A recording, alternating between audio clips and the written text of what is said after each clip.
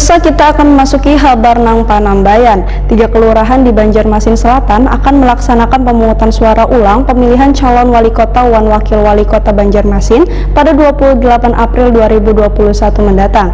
KPU maupun pemerintah kota Banjarmasin berencana meliburkan aktivitas PNS dan pekerja swasta wayah pemilihan nanti supaya partisipasi pemilihan akan meningkat.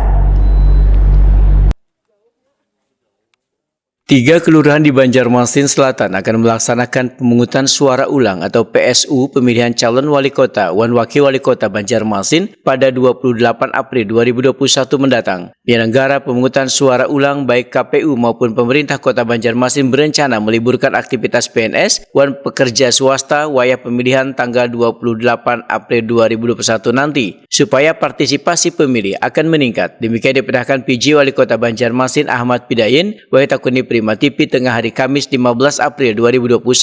Menurut Ahmad Pidayin, pemerintah kota masih melakukan koordinasi bersama beberapa pihak terkait lainnya dengan adanya wacana meliburkan wayah PSU nanti. Ahmad Pidayin memadahkan bahwa ini masih menunggu hasil keputusan tersebut. Namun apapun hasilnya, diharapkan PSU di Banjarmasin Selatan ini bisa berjalan aman dan sesuai aturan. Terkait PSU,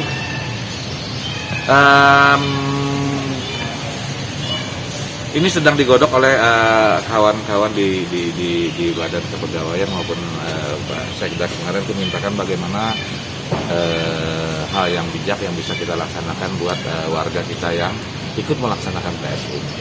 Memang ada beberapa masukan sudah saya sampaikan, semua. Mudah-mudahan hasil nanti semua yang paling terbaik dan paling bijak untuk kawan-kawan kita yang saudara-saudara kita yang melaksanakan PSU di 3 kelurahan maksudnya. Entah itu nantinya ada fakultatif kah diliburkan atau bagaimana kita, ya?